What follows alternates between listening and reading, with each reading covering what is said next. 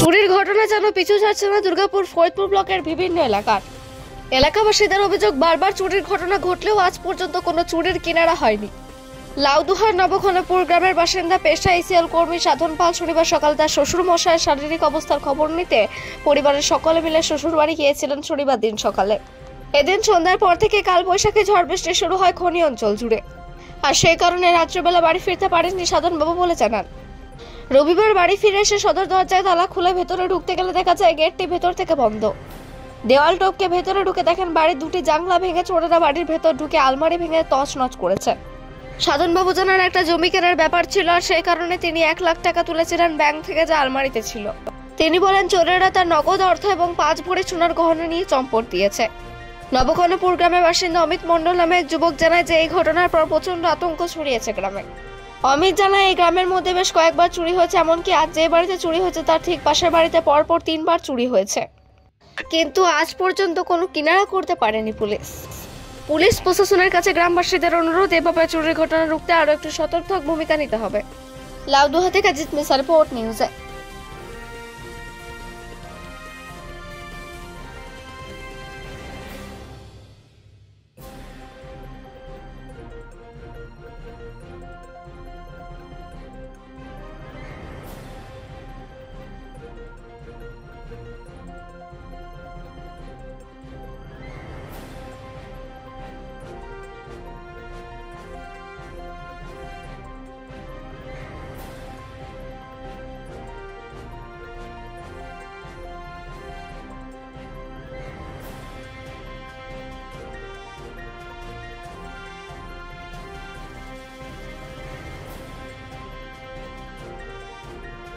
ঘটনা বাড়িতে কেউ ছিলেন না?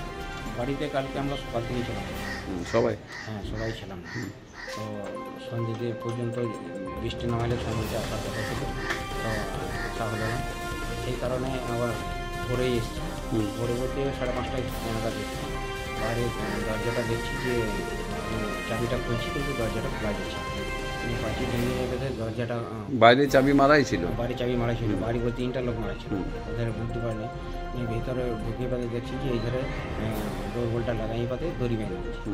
তারপরে দেখলাম পাঁচিরে উঠে দেখছি যে আমরা শুধু পেরিয়ে নিয়েছি, তাহলে আম পেরিয়েছে। তারপরে ওই দরজাটা খুললাম, নিয়ে এই দরজা চাবি খুলে ভিতরে ঢুকে দেখছি, তখন ওটা ঘরটাই তছনছ করে। কত টাকার কী সাম গেল আপনাদের? এরকম নগদ 1 লাখ টাকা ছিল, আর ভরি 5 সোনার গয়না ছিল না? সোনার। তো এই যে তারা বন্ধুদেরকে বাড়ি যাওয়া, এই কতটা আতঙ্ক, এরপরে আগামী দিনে কী ভাবছেন? আগামী দিনে ভাবছি এবারে সতর্ক হতে হবে। আর এই বাড়ি ছেড়ে যে দরজা জানলা সব বলছিল সত্য করতে, যে তার যে দরজা যেগুলা চাবি তালা আরে করেছি, দরজা একটাও ভাঙতে পারে নাই। জানলা ভেঙে দিয়েছে? হ্যাঁ, শুধু জানলা ভেঙে দিয়েছি। আবার রুমের মধ্যেও বারান্দায় ঢুকেছে, কিন্তু দরজাটা রুমে চাবি মারা ছিল, তাও ভাঙতে পারে নাই। নিয়ে রুমের বাইর দিকে থেকে জানলা ভেঙেছে। কী নাম আপনার? সাধন পাল। কী করেন? সার্ভিস করেছে।